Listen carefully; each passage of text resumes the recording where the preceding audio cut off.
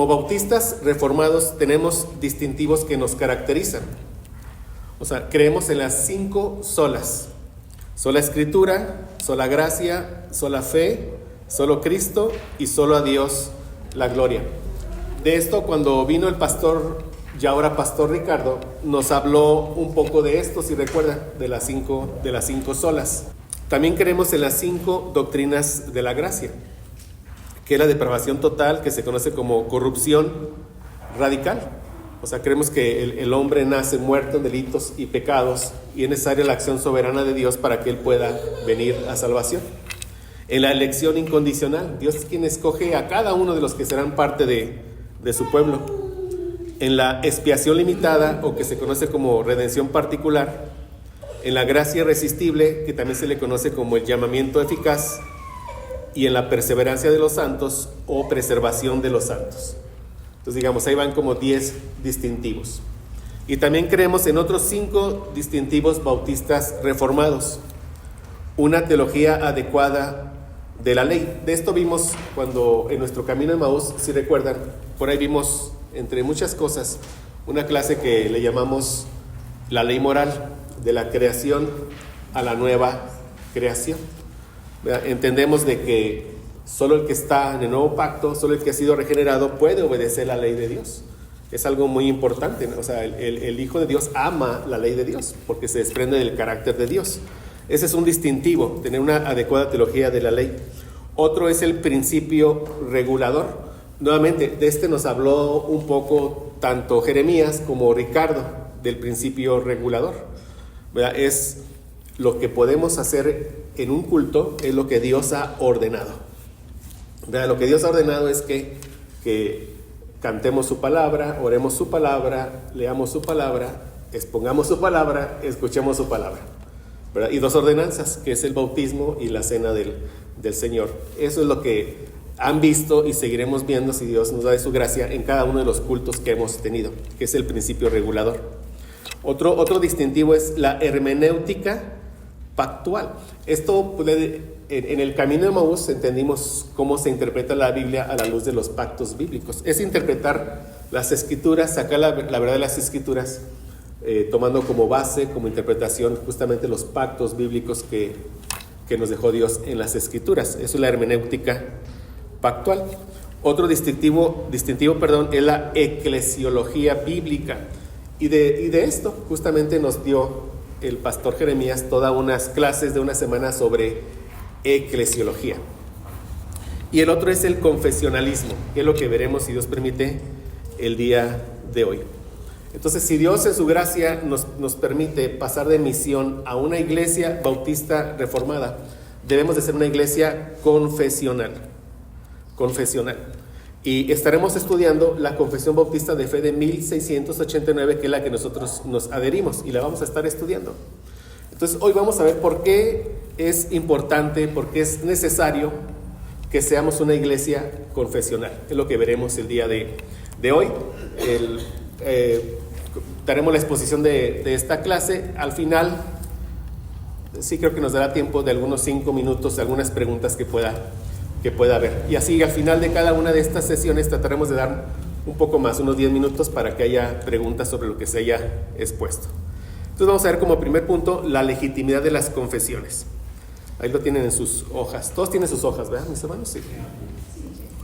Dice primera de Timoteo 3, de los versos 14 al 16.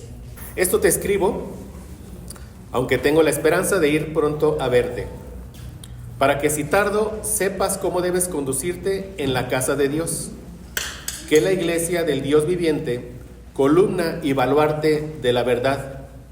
E indiscutiblemente grande es el misterio de la piedad. Dios fue manifestado en carne, justificado en el Espíritu, visto de los ángeles, predicado a los gentiles, creído en el mundo, recibido arriba en gloria. Entonces aquí en este texto vemos que dice que la iglesia es columna y baluarte de la verdad. El término stilos, que es columna, se refiere como tal a estas columnas que sostenían un edificio. Y el término hedraioma, que es baluarte, se refiere a la base, al fundamento o a los cimientos de esta estructura. La verdad que dice en este texto, de nuevo, es la revelación que Dios hizo a los hombres. Esa revelación especial que comienza ya en el Edén y se concluye hasta el Nuevo Testamento con el establecimiento del nuevo pacto. Esta verdad tiene como principal foco de verdad el misterio de la piedad, que así se le conoce aquí al Evangelio de nuestro Señor Jesucristo. Entonces, al llamarle a la iglesia columna y baluarte de la verdad, vean ustedes, o sea, por medio de esto aprendemos que Dios, esta verdad que es para salvación de los hombres, Dios la ha confiado a la iglesia. Es lo que vemos aquí. O sea, la iglesia es columna y baluarte de la verdad. O sea, la iglesia es una institución, ¿verdad?, diseñada por Dios para conservar pura la verdad. Es la misión. O sea, nosotros, la única institución en el mundo que va a conservar pura la verdad que Dios nos deja en su palabra es la iglesia. La iglesia. ¿Sí? Y también debemos de defenderla contra el error, defenderla contra herejías, contra ataques de enemigos, y aparte debemos de transmitirla, de nuevo, sin adulterarla, a las generaciones futuras. Esa misión tenemos como iglesia. Entonces, de nuevo, es que conservar pura la verdad que encontramos en las Escrituras, defenderla del error y de las herejías y transmitirla a las generaciones futuras. ¿Sí, mis hermanos? O sea, esa es la misión que tenemos como iglesia. Entonces, de nuevo, conociendo esta misión, vemos que la iglesia es indispensable para esta función. Tan indispensable como lo es una columna o un cimiento en una estructura, en un edificio o en una casa. ¿Vamos bien, hermanos? Entonces, nosotros, entre otras cosas, para cumplir con esta función, la iglesia históricamente ha publicado confesiones de fe, que es lo que vamos a estar viendo, ¿verdad? O sea, una confesión de fe es la que tenemos, obviamente, en nuestras manos y la que vamos a estar estudiando. Sí, esto es algo que históricamente la iglesia ha considerado como un medio legítimo para cumplir con su deber. De nuevo, ¿cuál es el deber? ¿Cuál es el deber que tiene la iglesia? Procurar pura la verdad, defenderla del error y transmitirla a generaciones futuras, ¿verdad? Al día de hoy tenemos varias confesiones que son robustas, o sea, son confesiones sólidas. Se tiene la Confesión de Fe de Westminster del 1647, la Declaración de Savoy de 1658 y la Confesión de Fe de Londres de 1689, que es la que abrazamos. O sea, este curso no tiene el propósito de ver como la historia de las confesiones. Será bueno que en algún punto lo conozcamos. El propósito es entender nuevamente la confesión a la cual nosotros nos vamos a estar adhiriendo, ¿sí? Pero siempre que una iglesia se dice ser confesional, se levantan objeciones. Siempre hay objeciones. Algunos dicen que la confesión, que el tener una confesión de fe, le resta la autoridad a la Biblia. Es lo que algunos comentan. Si dicen, estas iglesias citan más la confesión que las escrituras. Eso no es cierto, pero es lo que algunos dicen. Pero vamos a ver el por qué, ¿verdad? De nuevo estamos viendo por qué es importante tener una confesión, porque es legítimo. Ustedes seguramente han escuchado que dicen, como dice aquí, ningún credo sino solo la Biblia. No sé si lo han escuchado. Que dicen, no, nosotros no nos haremos a ningún credo, solo a la Biblia. Sé que lo hemos escuchado todos, ¿no? A mí me decían en algunas de las iglesias por las que pasé, ¿para qué tanto eso de la confesión si somos bíblicos? Bueno, pero la mayoría de los herejes dicen lo mismo. O sea, si usted va con los testigos de Jehová y les pregunta, ¿aquí enseñan la Biblia? ¿Qué le van a responder? Pues que sí. No le van a decir, no, aquí no. Vaya a otro lado, aquí no enseñamos la Biblia. Claro que le van a decir que sí. Vean ustedes, miren, lean esto que puse aquí. Dice, un escritor proclama, vean, para alcanzar la verdad debemos desechar los prejuicios religiosos. Pues suena bien, ¿no? Y dice, debemos dejar que Dios hable por sí mismo. Suena bien. Apelamos a la Biblia para la verdad. Suena bien. El problema es que esta declaración está tomada de Sea Dios Veraz, una publicación hecha por ¿quién cree que hace esta publicación? Los testigos de Jehová. Los testigos de Jehová. Entonces, de nuevo, decir solo la Biblia, pues todo lo dice. Usted no va a llegar a ningún lugar en el que se diga ser iglesia y preguntarle qué enseñan aquí, y le van a decir, aquí no enseñamos la Biblia. Le van a decir, la Biblia.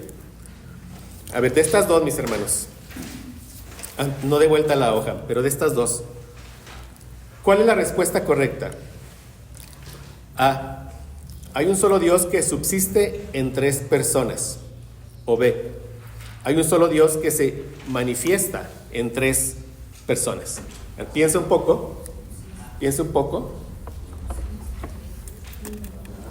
¿Y cuál es la correcta de las dos?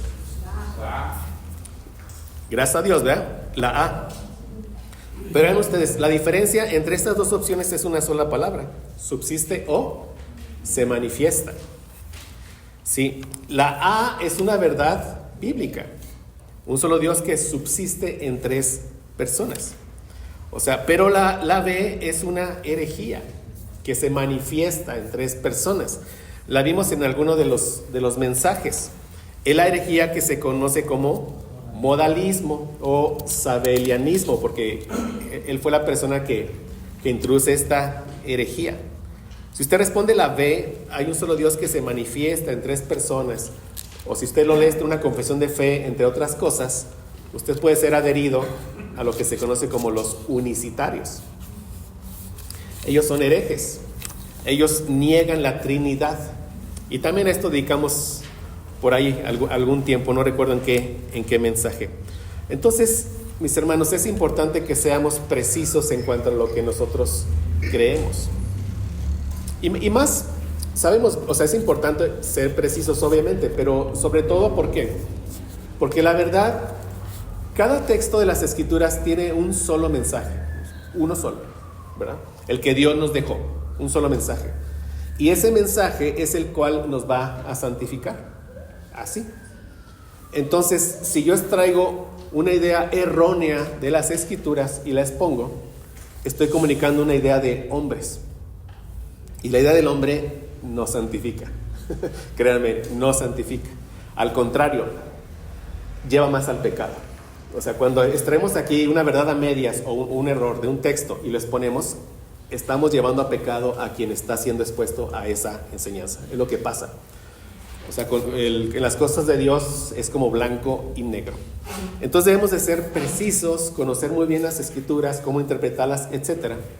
¿Por qué? Porque queremos ser santificados por las mismas. Queremos ver la gloria de Dios que nos dejó aquí, la gloria de Cristo. Es importante ser, de nuevo, precisos. Bueno, entonces, demos vuelta a su hoja.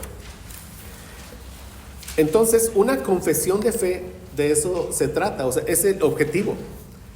Es tener un estudio de la Escritura, es presentar las doctrinas que creemos de una manera precisa y de una manera ordenada, para que el tesoro de la verdad que nos ha sido conferido, que es toda la palabra de Dios, pueda quedar incontaminado y glorioso y lo podemos manifestar de esa manera al mundo, a todos ellos.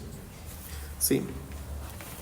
Ahora, algunos que dicen, ya repito, o sea, decir, es que yo soy leal solamente a la Biblia, a ninguna confesión de fe, vemos que ahí hay puertas abiertas para promover que justamente la herejía.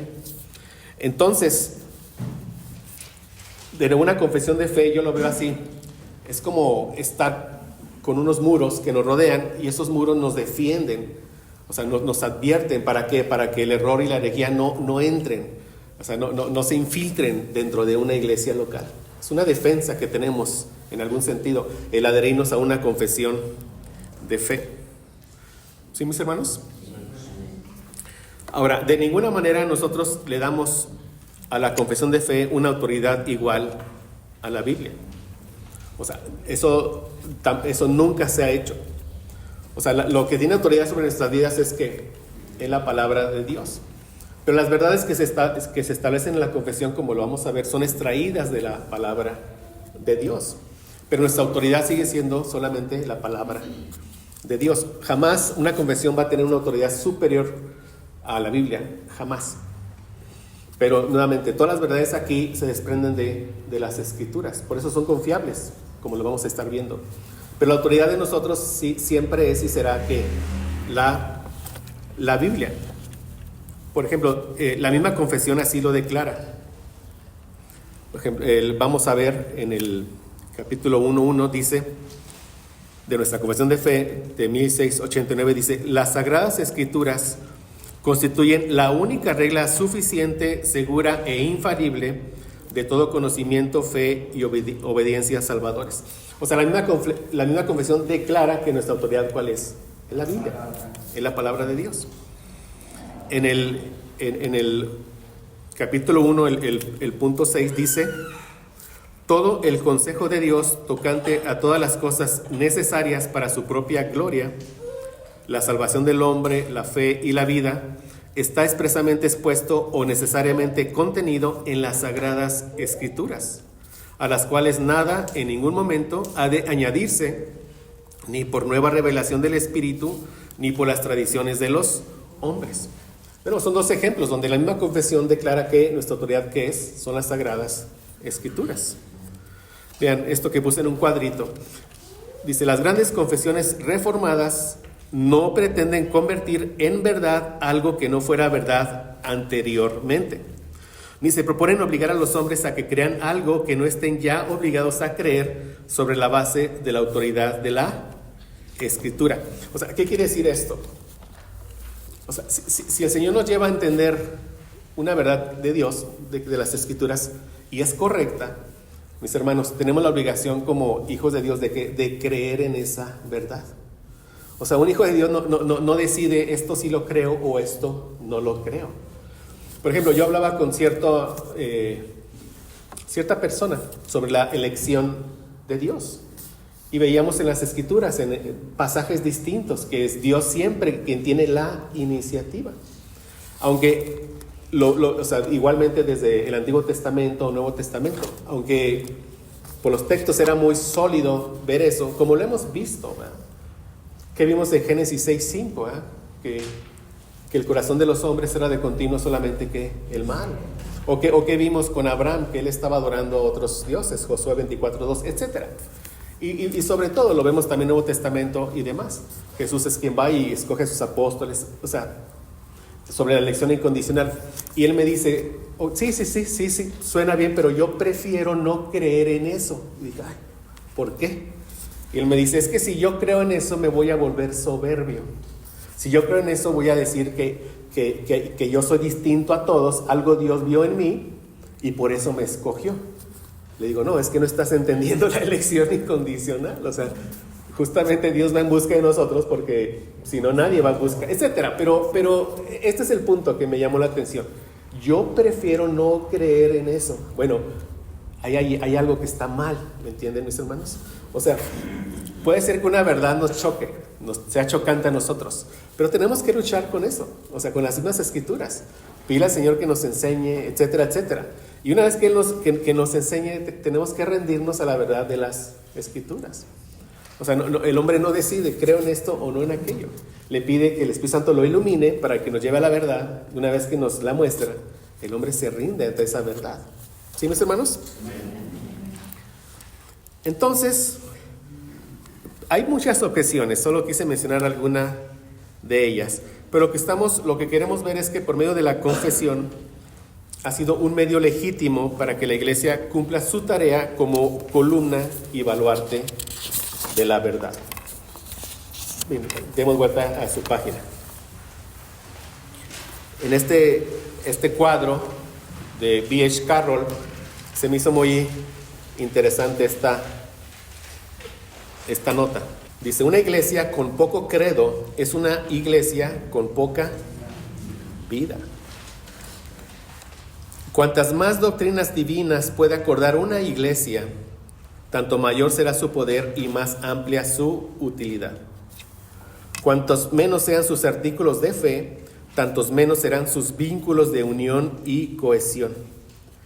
El clamor moderno, menos credo y más libertad, es una degeneración, que implica menos unidad y menos moralidad y significa más herejía. La verdad definida no da lugar a la herejía, solamente la denuncia y la corrige. Si se deja fuera el credo, el mundo cristiano se llenará de herejía indetectable y sin corregir, pero sin duda mortal. ¿Entendemos lo que comenta aquí este teólogo, Carroll? Dice aquí, cuantos menos sean sus artículos de fe, tantos menos serán sus vínculos de unión y cohesión. Yo aquí en Durango, cuando recién llegamos aquí a Durango, hace ya 10 años quizás, fuimos a cierta iglesia. Entonces yo pregunté, ¿y cuál es la confesión de fe que aquí se lleva? Me dieron una hojita con 10 puntos, tal cual 10 puntos. Y estos 10 puntos eran ambiguos. O sea, uno veía un punto y uno podía entender por el punto, digamos, que el hombre puede tomar por él mismo su decisión, o bien podía uno entender que no. O sea, eran 10 puntos y estaban ambiguos. Entonces, de tal forma que daban cabida y decía uno, bueno, si lo entiendo bien, pues yo sí me adhiero a eso. ¿Sí me explico? Y ya entraba. Otro lo entendía quizás como él. Pero ¿qué pasaba ya cuando estaba viviendo en la iglesia? No les miento. O sea, lo que pasaba es de que en un domingo se paraba alguien y hablaba sobre la vigencia de los dones espectaculares, tal cual. Sanidades, milagros, etcétera, en el púlpito. Al domingo siguiente se podía parar a alguien más y refutar lo que el anterior había dicho el domingo pasado. Y decir, no, es que es el cesacionismo, eso ya cesó. Eso se daba. Ahora imagínense ustedes las confusiones que generaba entre la iglesia. Pues ¿cuál es esta o la otra? Y eso por poner un ejemplo. Y bueno, pero es porque, aunque decían que tenían una confesión de fe, eran 10 puntos, tal cual, 10 rengloncitos. Bueno, vamos a ver que esta confesión es muy robusta. O sea, y es difícil de entender algunos puntos, pero por eso vamos a pedir que el Señor nos ayude a ir entendiendo todos los puntos y a estar, si Dios quiere, a estar de acuerdo, ¿verdad? O sea, vamos a entendernos, que Dios nos ayude a eso. Ahora, bueno, eso es mencionando alguna que, bueno, tiene una confesión en 10 puntos. Ahora imagínense que usted llega a una iglesia y le dice, se quiere adherir a esa iglesia, oye, ¿cuál es la confesión de fe? Y te dicen, pues es la Biblia. Ya vimos, ¿verdad? Eso es muy abierto y muy ambiguo. Ok, sí, pero ¿cómo está estructurada alguna? Es muy peligroso. Eso va a permitir, como veremos en uno de los puntos, va a impedir pues que haya una verdadera unidad en la iglesia. Lo vamos a ver ahorita. Entonces vamos a ver ahora como siguiente punto los usos de las confesiones. Como una definición simple de una confesión de fe, podemos decir que es un credo. Simplemente, un credo. Si usted dice, creo en Dios, eso es una confesión de fe. ¿De dónde sale su confesión? Pues de lo que el Espíritu Santo le ha enseñado por medio de ¿qué? De las Escrituras. Si usted dice, creo que Cristo es Dios encarnado, eso es una confesión de fe, un credo. ¿De dónde sale eso? De las Escrituras. Creo que el Espíritu Santo es el que regenera el alma. Eso es un credo. Y así, o sea, podemos decir de manera sencilla que una confesión de fe es un credo. Ahora, una definición más completa, podemos decir que es una declaración completa, precisa y ordenada de las principales enseñanzas de la palabra de Dios. Completa porque abarca todos los temas principales de la palabra de Dios. Precisa porque utiliza palabras exactas que hacen la diferencia entre la verdad y el error. Ordenada porque esos temas se ponen en un orden lógico, de tal suerte que nuestra mente los puede comprender mejor. O sea, vamos a ver en la confesión de fe,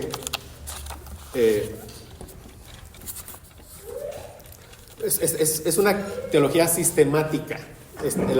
¿Qué es eso? O sea, de una verdad de Dios reúne verdades para poderla comprender. Por ejemplo, hay una área de la teología que se llama soteriología, que es la salvación. Entonces aquí vamos a ver del llamamiento eficaz, de la justificación, del arrepentimiento y la fe, de la regeneración, de la glorificación, etc. ¿Sí? Entonces vamos a ver muchas cosas tocantes a la soteriología. Cristología es la vida y obra de ¿quién? De nuestro Señor Jesucristo. Vamos a hablar de eso. Teología propia, que es estudio de Dios, la Trinidad, vamos a ver también de eso. Neumatología, eclesiología. Y al final, si Dios permite, algunos puntos de escatología. Entonces, esta sirve mucho para instruir a una iglesia. Mucho. Vamos a aprender, si Dios permite, mucho al ir recorriendo esto. Así, aunque se vea delgadito, es mucho. O sea, ahorita estoy trabajando para tratar de que no nos lleve más de 9 meses verla.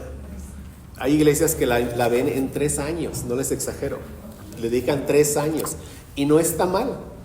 No está mal. De nuevo, por la vida de nuestra iglesia es importante tener una primer membresía. Y vean ustedes, tampoco es que la vamos a ver en 2 o 3 meses, 9 meses. Si Dios permite, a la vuelta de los años la veremos de nuevo con más detalle y así, o en algunos aspectos. Pero bueno, es como tener de nuevo una teología sistemática. Entonces, vamos a ver 4 razones por las que es necesaria una confesión de fe o un credo. Número 1, una confesión nos sirve para promover el orden y la unidad de la iglesia. Aquí hay varias preguntas. ¿Cómo podremos mantener el orden dentro de la iglesia si no podemos definir lo que creemos? Eso genera, ¿verdad?, mucho desorden dentro de una iglesia. Imagínense en el café. No, yo creo en esto. No, yo creo aquello. No, pero ¿por qué? No, o sea, hay desorden y obviamente no hay unidad. O sea, o puede venir una persona.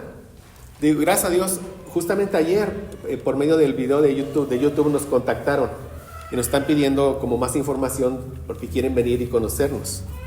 Ahora, una persona que viene aquí y que desea ser miembro de la iglesia, ¿cómo podemos nosotros ver si lo que esta persona cree está de acuerdo a lo que nosotros creemos si no tenemos nuestras creencias por escrito? No hay manera, ¿sí? O él mismo, ¿cómo puede evaluar y saber lo que aquí se enseña si no hay una confesión de fe? ¿Sí lo ven, mis hermanos? O sea, entonces, toda persona que se quiere adherir a una iglesia debe saber qué es lo que cree. O sea, tiene derecho a saber lo que cree la iglesia. Y la iglesia tiene derecho a saber lo que él cree, para que haya orden y para que haya unidad. O sea, de nuevo, otra pregunta. ¿Cómo podría esta persona que quiere ser miembro aquí con nosotros juzgar si nuestra iglesia es doctrinalmente apropiada para ella? Si no le podemos declarar de una forma precisa y ordenada qué es lo que nosotros creemos. Otra pregunta. ¿Cómo podemos juzgar si la fe de un creyente que aspira a ser un anciano es un anciano o pastor u obispo, ¿verdad?, alguien que está al frente? ¿Cómo podemos evaluar si esta persona que quiere ser aquí un anciano con nosotros está de acuerdo a nuestra fe si no contamos con una declaración de fe? ¿Sí, vamos viendo, mis hermanos? Otras preguntas. ¿Cómo podríamos trabajar juntamente con personas que niegan la soberanía de Dios en la salvación? O con pelagianos, que son los que niegan la total depravación del hombre, que el hombre nace muerto en delitos y pecados. O con unitarios que niegan la Trinidad. O sea, solo imagínense eso. Aquí exponemos la Trinidad y todo, y al siguiente domingo le damos el paso a un unitario y empieza a decirnos que no, o sea, es un solo Dios, una sola persona, etcétera, etcétera. Y lo peor, que algunos digan, eso yo creo, y otros digan, yo creo en lo otro. O sea, no hay orden y no hay unidad. ¿Cómo puede una iglesia caminar hacia una misma meta o tener una misma mente y un mismo corazón cuando los miembros están divididos en cuanto a aspectos tan esenciales de la fe? Miren, vean lo que dice Romanos 16, 17. Dice, mas os ruego, hermanos, que os fijéis en los que causan divisiones O sea, aquel que causa divisiones es un pecado grave para el Señor. El que causa divisiones en la iglesia de Cristo es un pecado grave.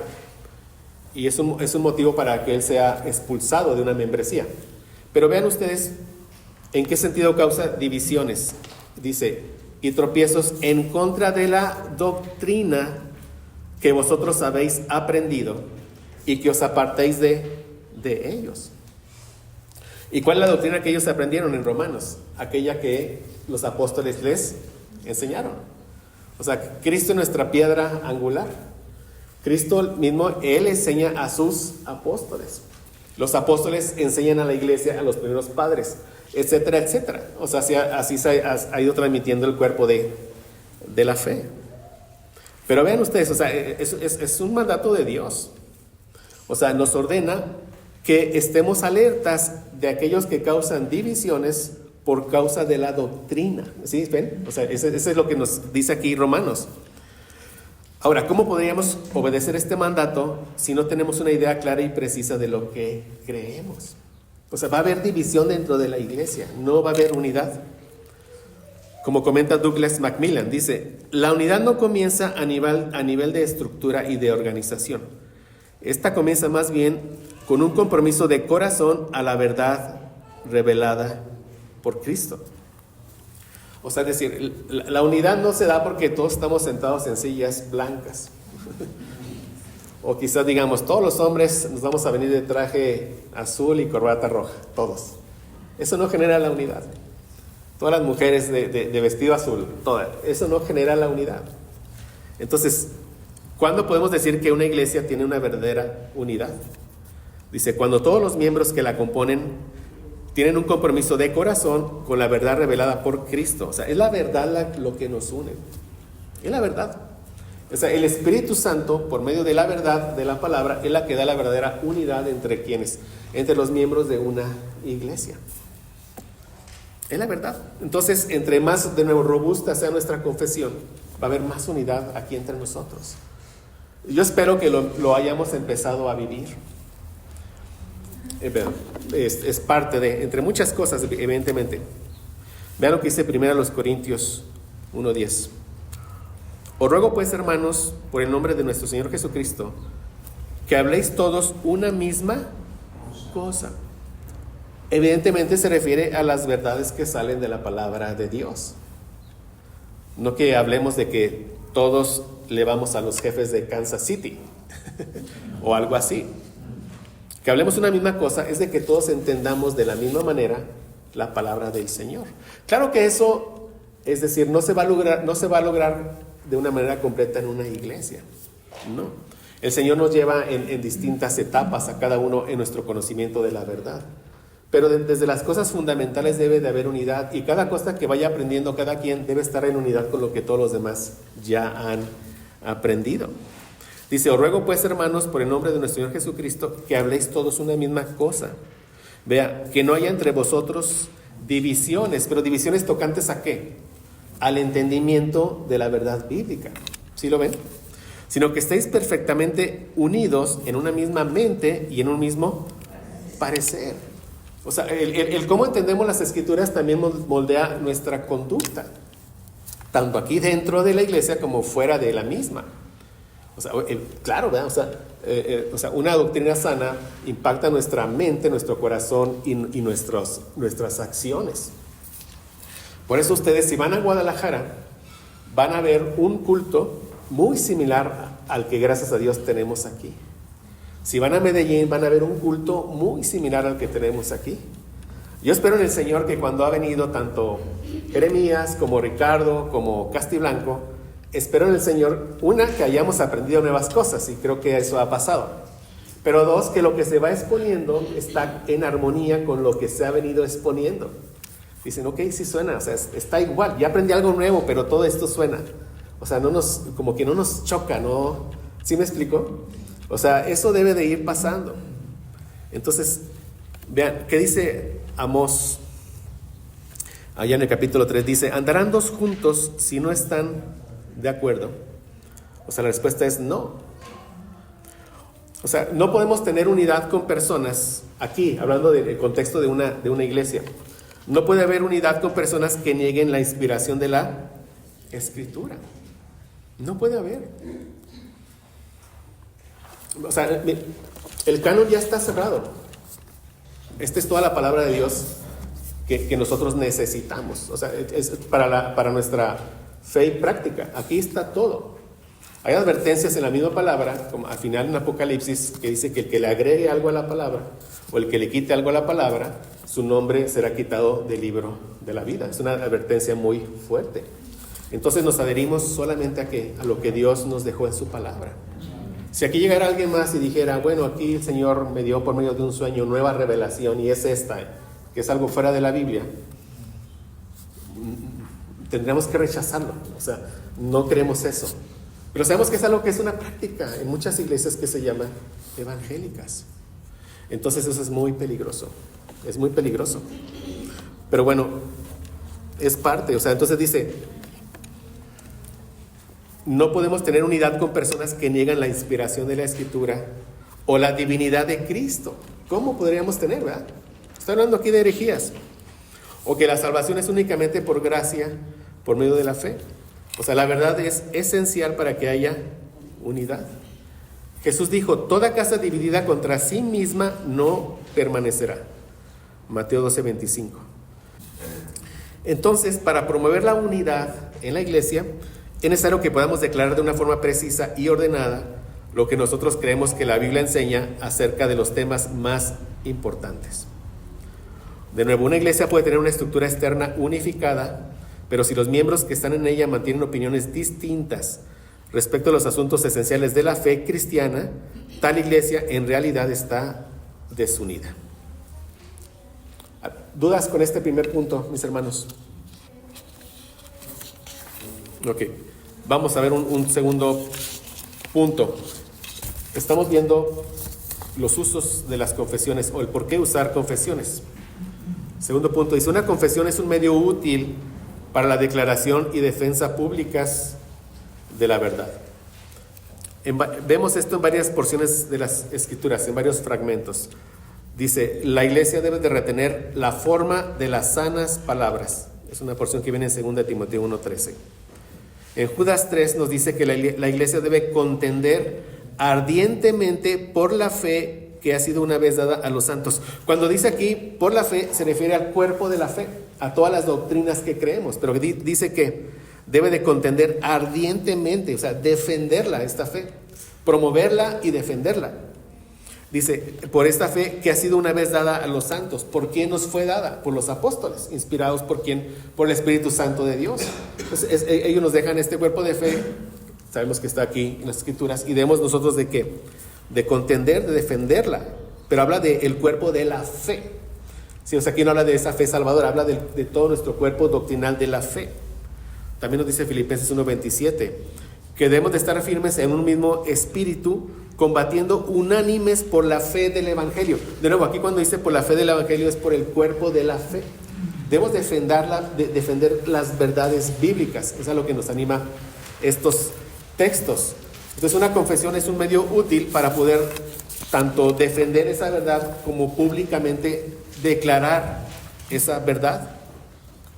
O sea, de nuevo, entender una confesión de fe nos va a ayudar para distinguir la verdad del error y para presentar a otros las doctrinas centrales de las Escrituras. ¿Sí? Y ya lo mencioné un poco. O sea, vamos a ver nosotros que mientras expongamos la confesión de fe, vamos a estar enseñando a la iglesia. Vamos a aprender muchas cosas. Entonces, públicamente, al estar enseñando la confesión y al tenerla por ahí, públicamente le estamos diciendo a los de afuera lo que nosotros creemos. Es una confesión pública a todos de lo que nosotros creemos. Es un testimonio al mundo de la fe que sostenemos. Entonces, de nuevo, sin una confesión de fe, ¿cómo podríamos dar ese testimonio al mundo de lo que nosotros creemos? Es necesaria. Entonces, como ya mencioné, dice, una confesión es un tratado breve de teología que puede utilizarse para exponer a nuestra congregación ampliamente la verdad, así como una barrera contra el error. Finalmente, en este punto, una confesión de fe sirve como marco dentro del cual nuestra congregación puede recibir con conocimiento la predicación de la palabra. O sea, cuando vayamos aprendiendo la confesión, sus oídos se van a ir, ¿sí? O sea, yo lo digo así. Yo sé que aquí creo que hay músicos y demás, pero yo creo que un músico, cuando él va a un concierto, digamos, en Bellas Artes, él va a disfrutar el concierto. No creo que vaya buscando a ver en dónde se equivocan. No creo. Él se sienta y está disfrutando el concierto. Pero si alguien se desafina, su oído se lo va a decir así. Y va a decir, ahí se desafinaron. Pero no es lo que está buscando, pero ya su oído se lo dice, aunque no sea el propósito.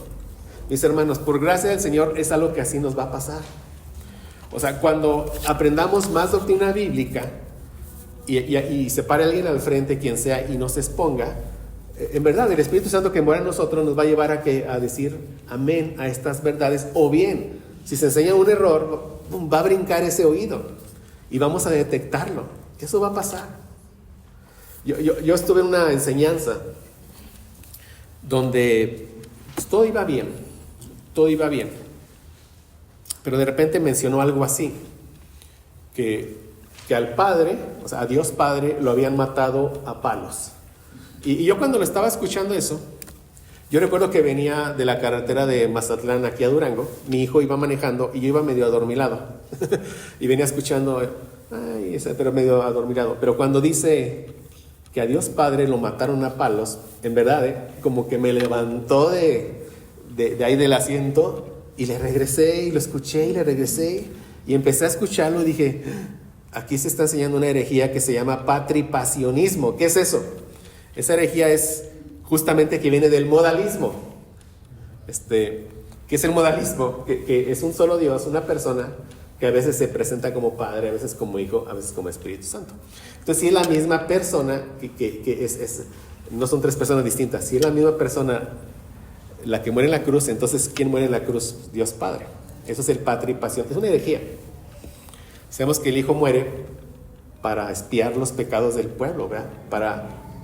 Es propiciación de la ira de Dios. La ira de Dios Padre está sobre nosotros y el Hijo carga con esta ira. Dos personas, un mismo Dios, lo que ya hemos enseñado. Pero bueno, es algo que yo doy gracias al Señor.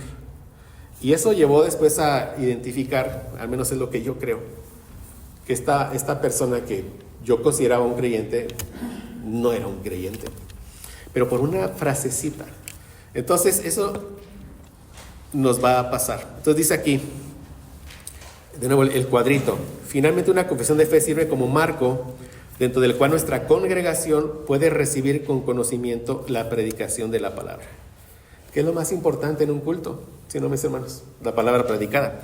Así como alertarla contra lo novedoso y lo erróneo donde quiera que lo confronte. Bueno, número 3. Y viene en acorde con esta hora del cuadrito. Una confesión es necesaria para evaluar a los ministros de la palabra. O sea, la Escritura nos dice que los ministros de la palabra deben ser fieles a la enseñanza apostólica. Dice 2 Timoteo 2:2. Lo que has oído de mí ante muchos testigos, y lo dice el apóstol Pablo. Esto encarga a hombres fieles que sean idóneos para enseñar también a otros. 2 Timoteo 3:10. Pero tú has seguido mi doctrina. De nuevo, ¿quién está hablando? El apóstol. O sea, la doctrina apostólica.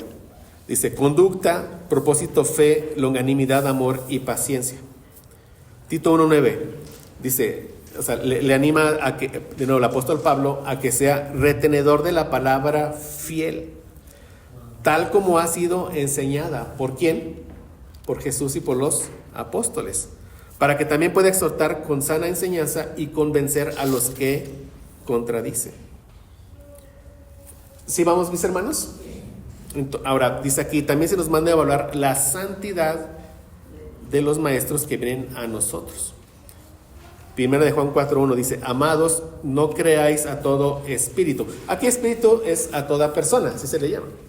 O sea, no le creas a todo aquel que venga y se diga ser un maestro y te enseñe y tú ya le estás creyendo todo lo que te dice. Dice, no hagas eso. Sino probad a los espíritus o a estas personas si son de qué, de Dios, porque muchos falsos profetas han salido por el mundo. Entonces debemos, una confesión nos ayuda para evaluar a los ministros de la palabra. Es una responsabilidad de toda la iglesia. Es algo que la iglesia deja de lado. La iglesia se cree lo que sea que le digan. Es un peligro. No va y no evalúa en las escrituras. Bueno, para eso nos va a ayudar, si Dios permite, esta confesión de fe. Vean, es una irresponsabilidad que un pastor permita que un hombre enseñe a su congregación si no está seguro de lo que ese hombre va a predicar en la iglesia. No. Todo aquel que se para en el púlpito, quien sea que le puede permitir o no, debe de tener bien claro qué es la fe que él abraza. No va a permitir que entren aquí enseñanzas incorrectas, mucho menos que herejías. Entonces, de nuevo, es una irresponsabilidad que un pastor permita que un hombre enseñe a su congregación si no está seguro de lo que ese hombre va a predicar en la iglesia. Pero si nosotros no sabemos lo que creemos, y hablo ya como iglesia, ¿cómo podremos evaluar al que nos va a traer la palabra? ¿Cómo podemos estar seguros que ese hombre no va a decir algo en el púlpito que afecte la vida y el alma de nuestros hermanos? ¿Cómo? Bueno, Apocalipsis 2:2. El Señor Jesucristo, ¿verdad?, estas palabras a la iglesia de Éfeso. Dice: yo conozco tus obras y tu arduo trabajo y paciencia, y que no puedes soportar a los malos. Has probado a los que se dicen ser apóstoles y no lo son, y los has hallado mentirosos. ¿Mentirosos con respecto a qué? Con respecto a la palabra que ellos estaban predicando. Entonces es importante eso, que nosotros podemos detectar errores o incluso falsos maestros. Entonces, sin una confesión de fe, la evaluación que hace una iglesia de sus ministros es superficial. Y la iglesia estará en gran peligro incluso de imponer manos. Cuando ya instalen aquí a un pastor, si no conoce bien lo que quiere, dice, puede estar en peligro de imponer manos a neófitos, a nuevos en la fe o a personas que no conocen profundamente la fe, incluso a herejes. Porque no tiene una herramienta de cómo medir a estos candidatos para el ministerio con una norma amplia y profunda de su cuerpo de la fe. ¿Vamos, mis hermanos? Número 4, los usos, la utilidad de una confesión de fe. Es necesaria para darnos un sentido de continuidad histórica. Como puse aquí, ¿cómo sabemos que nosotros y nuestra congregación no somos una anomalía histórica? Que no somos los únicos en la historia que han creído de esta manera.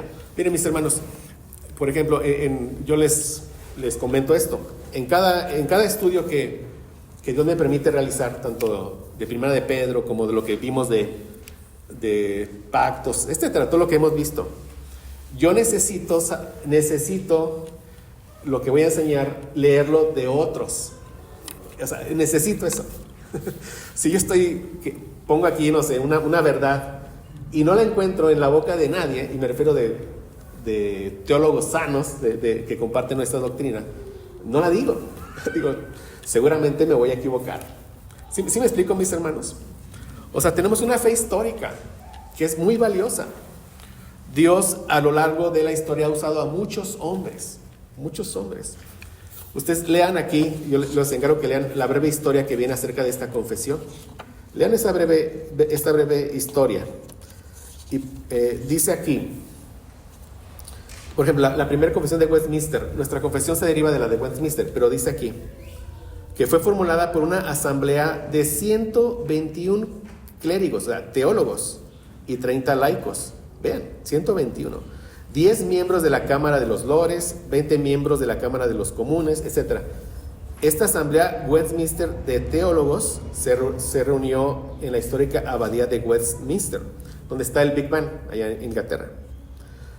Y dice aquí, la asamblea, vean, más de 100 personas, 100 teólogos, realizó 1163 sesiones entre el 1 de julio de 1643 y el 22 de febrero de 1649, como 5 años y medio. Vean, en 5 años y medio, más de 1000 sesiones para acordar cada uno de los puntos que vamos a estar estudiando. O sea, eran teólogos comprometidos con la verdad de Dios, ¿verdad? Se dio esto. Entonces, tenemos un tesoro aquí. Dios ha usado a muchas personas para que esta verdad llegue a nosotros. Entonces, dice, nuestras confesiones nos atan a un precioso patrimonio de fe recibido del pasado y son un legado por el que podemos transmitir a nuestros hijos la fe de sus padres. Dice, un sentido de continuidad histórica contribuye grandemente a la estabilidad de una iglesia y al bienestar personal y espiritual de sus miembros. Muchos movimientos que son muy famosos, o sea, como los carismáticos, son muy recientes, 200 años quizás, o sea, y nuestra fe es histórica, tiene un peso histórico de muchos años. Entonces, de nuevo, en el caso particular de esta misión, nuestra confesión de fe, que es esta, la de Londres de 1689, se escribió ya hace más de 300 años. Pero también se adhiere al testimonio general que la Iglesia de Cristo ha mantenido durante los siglos, que nos han precedido como una sana expresión de la fe. Entonces, bueno, ¿cuál es el punto aquí? O sea, saber que estamos montados sobre muchos hombres que han sido usados por Dios. Debemos dar gracias a Dios por estos varones. Y si Dios quiere, ahora hay muchos teólogos modernos, viene una camada nueva de teólogos que ellos están, en verdad, o sea, desarrollando más cosas, pero montados sobre los hombros de ellos. Y así va, la fe se va haciendo más robusta. Bueno, pues ya algunas observaciones finales para terminar. O sea, algo que ha infectado la sociedad es el relativismo. ¿Qué es esto? Dice, cada quien está bien que crea en lo que quiera creer. Tú crees en eso, está bien, yo creo en lo otro. Pero eso ha infectado a las iglesias. O sea, en las iglesias hay un relativismo doctrinal. Muchas veces dentro de las iglesias se dice, tú crees eso, está bien, yo creo esto con respecto a verdades de la palabra de Dios. Pero esas imprecisiones o herejías son infiltradas por el enemigo, por Satanás. A él, como hemos visto, ¿verdad? Como vimos en la tentación de Satanás a Jesús en el desierto, cómo Satanás quiso tentar a Jesús a caer en pecado, usando mal la palabra de verdad, si recuerdan. Y cuál fue la defensa de nuestro Señor Jesucristo, usar bien la palabra de verdad. O sea, es una estrategia que Él ha usado, infiltrar medias verdades, errores, para tener una iglesia dividida, una iglesia que no crece, espiritualmente hablando, aunque sea grande en número. Pero gracias a Dios que hay unos que amamos, puedo decirlo así, estas confesiones de fe que tenemos. ¿Por qué? Porque de nuevo se derivan de la palabra de Dios. Y Dios ha puesto este deseo de contender ardientemente por la fe que una vez fue dada a los santos. Ahora, estas confesiones, dice el autor, es necesario revisarlas periódicamente. Ha habido varias revisiones. O sea, alguna vez esta versión decía que el Papa era el anticristo, pero ¿por qué lo que ellos estaban viviendo? Ya eso ya no lo encontramos aquí. Pero quizás sea necesario agregar nuevas cosas. Por ejemplo, toda la ideología de género, quizás sea bueno que se agregue un capítulo en la confesión contra todo eso. No lo sé. O sea, dice el autor que es bueno que se vaya esto periódicamente revisando. Ahora, por supuesto, ¿verdad? Vamos a enseñar la confesión, pero cada persona, cada generación debe fundamentar su fe en la Biblia. O sea, no somos leales a la confesión. No, nuestra lealtad está donde, de nuevo, a la palabra de Dios. ¿Sí? Pero de nuevo, sabiendo que estas verdades provienen de la palabra de Dios. O sea, dice, en nuestras iglesias debemos buscar a ser seguidores de Cristo, verdaderos discípulos de Cristo, no bautistas o presbiterianos o reformados. Discípulos de Cristo, que caminen en santidad, es lo que se busca, es el objetivo. Entonces, la confesión no debe convertirse simplemente en una tradición que se sostiene sin ninguna convicción personal arraigada en la palabra de Dios. Y el punto 4, supongamos que nosotros nos adherimos a esta confesión, pero pasados los años ya no, por la razón que sea, lo que haya pasado, a la vuelta de, no sé, 20 años, ya no se adhieren a esta confesión. Dice, cuando una iglesia se aparta de las sendas antiguas, si no quiere volver, que se retracte públicamente de su confesión. Si bien nos puede doler ver tal deserción de la verdad, y aunque los enemigos de la verdad puedan aprovecharse de la oportunidad para calumniar y despreciar, es sin duda una posición mejor y más veraz que el hecho de que la iglesia continúe en la hipocresía. Que seamos consistentes y transparentes, es lo que dice aquí. Finalmente, el autor de una sección, que es Robert Paul Martin, él dice esto, y ya quiero cerrar leyéndolo. Dice, debo apelar a los pastores, y hablando a los que Dios ha colocado, ¿verdad?, para que lleven el pasto a las ovejas. Dice, la mayoría de nosotros afirmamos adherirnos a una confesión antes de imponérsenos las manos. Hermanos, tenemos la solemne obligación ante Dios de andar en la unidad de la fe en la congregación en la que trabajamos. Si no podemos hacer esto honestamente, si nuestros conceptos cambian, deberíamos apartarnos y buscar un grupo al que podamos unirnos sin hipocresía. Si no estamos dispuestos a hacer esto, no somos irreprensibles e irreprochables y por tanto estamos descalificados para el ministerio. O sea, el punto 4 fue cuando, digamos, una iglesia se apartó. El otro punto es cuando el pastor ya no cree, entonces él debe de renunciar a esa iglesia. O sea, es lo que nos está diciendo este punto. Gracias a Dios, ¿verdad? Vamos aquí a cerrar y como quiera en cada lección iremos dando un espacio para preguntas. Vamos a orar. Padre, gracias por este tiempo, Señor. Te pido que, Señor, ayúdanos a ser fieles a lo largo de todas estas clases, Señor. Ayúdanos a estar atentos a lo que se exponga para poder, conforme a tu Espíritu Santo, aceptar o no las verdades que se expongan, Señor. Confiamos en que has movido a varones a lo largo de la historia para dejarnos este legado confesional bautista. Gracias por eso, Padre. Gracias porque nos pones este deseo de quererlo exponer. Entendemos la necesidad y la importancia de hacerlo. Gracias, Padre. Y solo queremos con esto cumplir la función que nos has dejado como iglesia. Que seamos columna, que seamos sostén de la verdad. Que defendamos tu verdad contra el error, contra herejías. Que demos a otras generaciones un buen cuerpo de la fe. Úsanos en eso, Padre. Te lo pedimos, Señor. Y gracias por este tiempo, en nombre de Cristo. Amén.